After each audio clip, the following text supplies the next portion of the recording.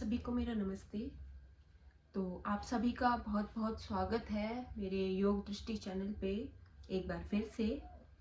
आशा करती हूँ आप सभी अच्छे होंगे, अपने घर पे स्वस्थ होंगे, हंसते खेलते मुस्कुरा रहे होंगे।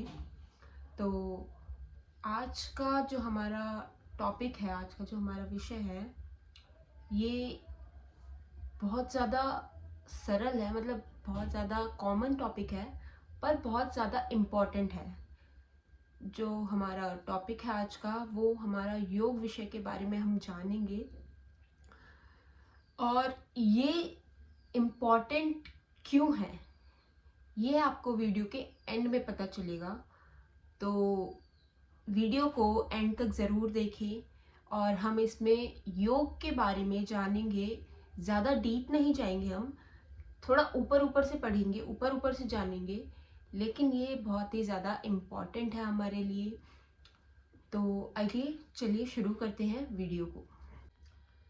तो आइए सबसे पहले हम योग का अर्थ व योग का महत्व को समझने की कोशिश करते हैं। योग शब्द संस्कृत के युज शब्द से बना है, जिसका अर्थ है जोड़ना या मिलना। योग का मकसद जो है वो शरीर, मन और आत्मा को एक साथ लेकर चलना है, हमें आध्यात्मिक शांति प्रदान करना है।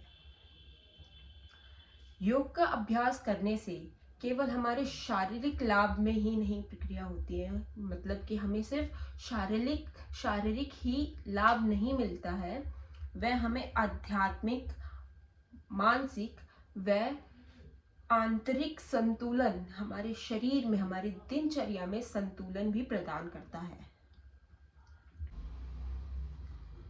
और योग जो है वो एक कला है, वो एक आर्ट है, हमारे जीवन जीने की कला। हमारा जो दिनचर्या है वो हम किस प्रकार जी रहे हैं, किस तरह जी रहे हैं, वो सभी एक योग प्रक्रिया है। ब्रह्म मुहूर्त में उठना, सुबह स्नान करना, योग अभ्यास करना, इसी प्रकार जो हम अपनी दिनचर्या को एक अच्छे ढंग से जी रहे हैं, वह योग कहलाता है। योग का असली जो मतलब है, महत्व है, अर्थ है, वो जीवन जीने की कला ही कहलाता है। यम का अर्थ है नैतिक अनुशासन, जिसमें हमें 5 प्रकार के यम दिए गए हैं। अहिंसा, सत्य, अस्त्य, ब्रह्मचर्य व अपरिग्रह। इन 5 नैतिक अनुशासनों का पालन करना ही यम कहलाता है, और ये प्रथम स्थान पर बताया गया है महर्षि पतंजलि द्वारा। नियम का अर्थ है आंतरिक शौच। इसी प्रकार नियम को भी 5 तरह का बताया गया है: शौच, संतोष, तप, स्वाध्याय एवं ईश्वर प्रणिधान। तीसरा अंग बताया गया है आसनों को, जो हमारी शारीरिक मुद्राएं लगती हैं। चौथा बताया गया है प्राणायाम को, जो हमारे श्वास प्रश्वास की प्रक्रिया बताई गई है। जब हम अपने श्वास पे नियंत्रण करना सीख लेते हैं, वह प्राणायाम कहलाता है। 5वां बताया गया है प्रत्याहार।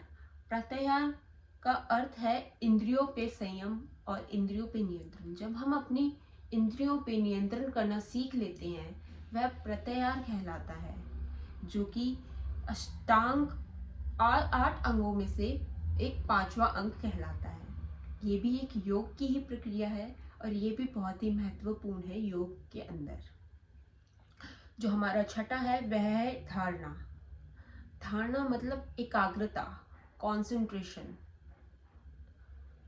जब हम अपने शरीर को स्थिर रखना सीख लेते हैं और किसी भी एक बिंदु या अपने आत्मा या अपने आंतरिक में ही एकाग्र हो जाते हैं, स्थिर हो जाते हैं, वह धारणा कहलाता है। 7वां है ध्यान यानी मेडिटेशन। मेडिटेशन एक बहुत कॉमन चीज है जो सभी जानते हैं। धारणा के बाद ध्यान को लिया गया है जब हमारा कंसंट्रेशन लेवल हाई हो जाता है, जब हम एकाग्र हो जाते हैं, स्थिर हो जाते हैं अपनी प्रक्रिया में, तो जो ध्यान है वह खुद ब खुद लग जाता है। यह कह सकते हैं कि ध्यान लगाने की प्रक्रिया हमारी थोड़ी सी आसान हो जाती है। आखिरी और अंतिम अंग है समाधि। समाधि मतलब आध्यात्मिक मुक्ति। जब एक योगी समाधि की अवस्था में आता है और वो अपने जन्म और मृत्यु के बंधन से मुक्त हो जाता है, जन्म और मृत्यु के चक्र से मुक्त हो जाता है, तो उसे हम समाधि की अवस्था कहते हैं। तो ये सभी 8 अंग महर्षि पतंजलि द्वारा बताए गए योग के 8 अंग हैं। ज़्यादातर लोग जो हैं वो योग को केवल आसन व प्राणायाम तक ही सीमित रखते हैं या मेडिटेशन तक, ध्यान तक। पर असल में जो योग है वो बहुत गहरा है, वो बहुत डीप है। अब आगे हम जानते हैं कुछ योग के प्रकार। सबसे पहले हम हठ योग के बारे में जानेंगे। हठ योग जो है वो सबसे पुराना योग माना गया है और यह हमारे मन को शांत करता है व शरीर को मजबूत करता है। हठ योग ज़्यादातर इस्तेमाल किया जाता है और हठ योग करना ज़रूरी है। हमें जो हमारी जो रेगुलर लाइफ होती है उसमें हमें हठ योग ज़रूर करना चाहिए। हठ योग के जितने भी आसन हैं उनका अभ्यास हमें डेली करना चाहिए, जिससे हमारा शरीर मजबूत हो और हमारा मन भी शांत रहे। अगला जो है विन्यास योग। विन्यास योग जो है वो हम श्वास के साथ करते हैं और फ्लो में करते हैं। आपने देखा होगा कितने सारे यूट्यूब्स पर वीडियो हैं, 8 minute yoga flow, 10 minute yoga flow, काफ़ी सारी ऐसी वीडियोस जो हैं यूट्यूब में हमको मिलेगी। तो वो सभी विन्यास योग ही है जो हम फ्लो में करते हैं, जैसे कि भुजंग से पर्वत, पर्वत से भुजंग, या फिर वॉरियर पोज हमारे जितने भी है 1 2 3 जितने भी वॉरियर पोज है हम जो फ्लो में करते हैं 1 2 3, ये सब विन्यास योग ही कहलाता है। अगला है हमारा अयंगर योग। अयंगर योग में हम योगा प्रॉप्स का यूज करते हैं। योगा प्रॉप्स हमारे हो गए योगा व्हील, योगा ब्रिक्स, जिसके साथ हम अपने आसनों को और अच्छा और बेहतर बनाने का प्रयास करते हैं, वह अयंगर योग है। और हम आसन को सही मुद्रा पर ध्यान देते हैं अयंगर योग में। अगला है हमारा राजयोग। राजयोग जो है वह ध्यान और मानसिक अनुशासन पर आधारित है। राजयोग केवल हमारे ध्यान व मानसिक संतुष्टि, मानसिक प्रक्रिया को संतुष्ट करने में लाभदायक है, बेनिफिट है। अगला है हमारा कुंडलिनी योग।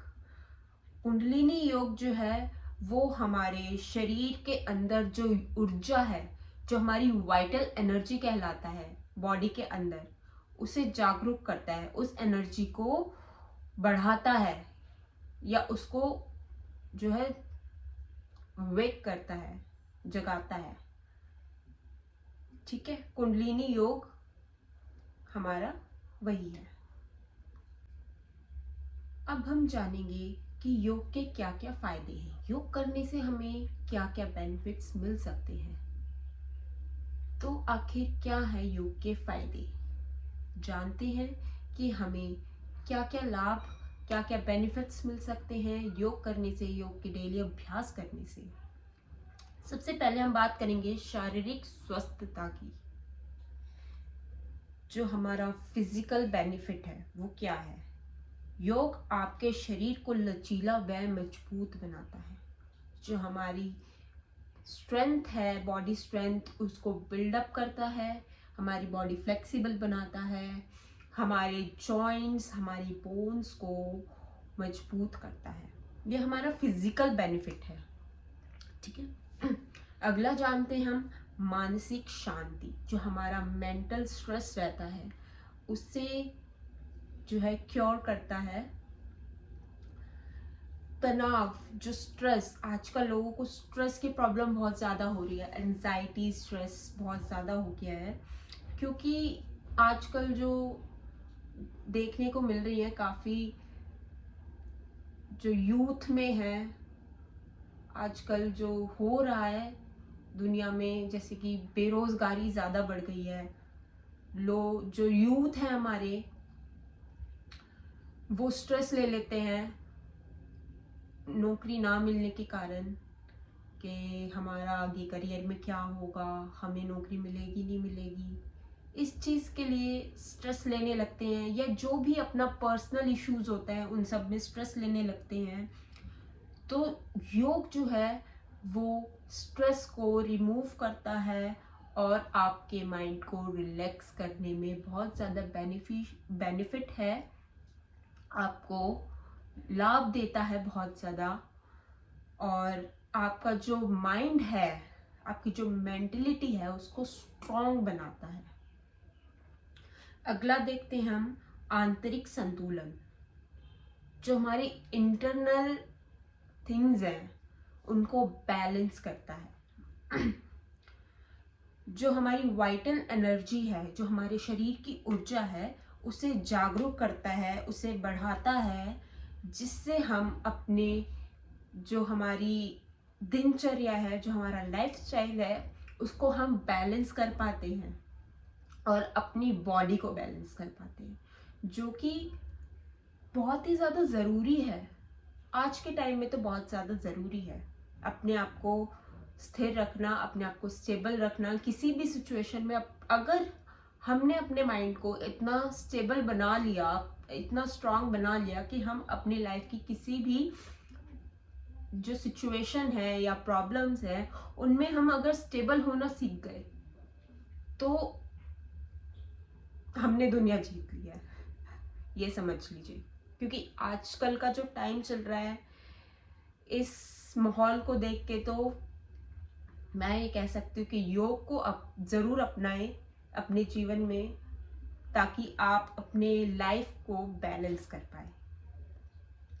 अगला पॉइंट जो है हमारा, ये है हमारा आध्यात्मिक विकास, स्पिरिचुअल डेवलपमेंट। योग जो है वो हमें आत्मज्ञान देता है, जो कि बिल्कुल सही है। आत्मज्ञान, हमारे बारे में जानना। हम क्या करते हैं आजकल, हम अपने बारे में छोड़ के हम दूसरों पे ध्यान देते हैं, उसने ऐसा किया, उसने वैसे किया, वो तो वैसा है, वो तो वैसी है, हमें ये नहीं पता कि हम कैसे हैं। तो सबसे पहले अपने आप को जानिए, अपने सेल्फ को परखने की कोशिश कीजिए, अपने बारे में जानने की कोशिश कीजिए कि हम किस लेवल पे हैं, हम कहाँ हैं और हमें कहाँ तक पहुंचना है। तो योग जो है वो हमें बताएगा, हमें अपना आत्मज्ञान जो है योग से ही पता चलेगा। एट द एंड हम टोटल समराइज करेंगे कि आज हमने क्या क्या इस वीडियो में देखा, सुना, पढ़ा। सबसे पहले हमने योग का अर्थ व योग का महत्व पढ़ा है, जाना है। उसके बाद हमने योग के अंगों के बारे में जाना है, जो कि अष्टांग योग है। तीसरा, हमने योग के प्रकारों के बारे में जाना है। और चौथा, हमने योग के लाभ, कि हम योग क्यों करें, योग करना हमारे लिए क्यों आवश्यक है, उसके बारे में जाना है। ठीक है। अच्छा, मैंने बताया था कि मैं एंड में एक चीज़ जो है बताऊंगी, शेयर करूंगी कि हमें मतलब ये टॉपिक जो है वो इम्पोर्टेंट क्यों है। एक मेरा पर्सनल एक्सपीरियंस है जो मैं शेयर कर रही हूँ। जब मैं योग की पढ़ाई कर रही थी, योगा के अंदर पढ़ रही थी, तब मुझसे काफ़ी लोग मतलब जैसे जनरली पूछ लेते बच्चे से कि बेटा क्या कर रहे हो आजकल। तो मैंने बताया कि योग में पढ़ाई हो रही है, पढ़ाई चल रही है, कॉलेज वगैरह चल रहा है। तो मुझसे पूछा गया कि योग में भी पढ़ाई होती है। मतलब ये चीज़ उनके लिए शॉकिंग थी कि योग में पढ़ाई होती है, ये तो हमने पहली बार सुना है। और कहा गया कि क्या करवाते हैं वो, सिर्फ ऊपर नीचे हाथ पैर करवाते होंगे। मैंने कहा नहीं, हमारी क्लासेस लगती है सुबह 7 बजे से 4 बजे तक। तो बोला गया कि अच्छा, इतनी देर तक क्या करवाते हैं। मैंने कहा काफ़ी सारे सब्जेक्ट्स हैं हमारे पास योग से, और योग की साइंस भी हमें पढ़नी पड़ती है, सब कुछ पढ़ना पड़ता है। तो कहने वाली ये बात है कि योग जो है लोगों के लिए सिर्फ आसनों तक या प्राणायाम तक ही सीमित है, जबकि ऐसा नहीं है। योग बहुत गहरा है। योग की एक थ्योरी है जिसके बारे में लोगों को नहीं पता। योग आज के टाइम में एक सब्जेक्ट है, proper MA BA BSc MSc हर तरह के डिग्री भी है योग के साथ, और ये बहुत ही एक अच्छा सब्जेक्ट है। जैसे कि हम खुद को भी इसकी जो हम प्रैक्टिस करते हैं रोज, हम खुद को भी ठीक रख सकते हैं, स्वस्थ रख सकते हैं, और हम लोगों को भी स्वस्थ कर सकते हैं। तो आज ये वीडियो यहीं ख़त्म होती है। वीडियो अच्छी लगी हो तो लाइक शेयर एंड कमेंट ज़रूर करें, सब्सक्राइब करें, और ऐसी ही आगे वीडियो आपको देखने को मिलेगी, और योग से ही संबंधित सभी वीडियो आएंगी। चलिए, तब तक के लिए धन्यवाद।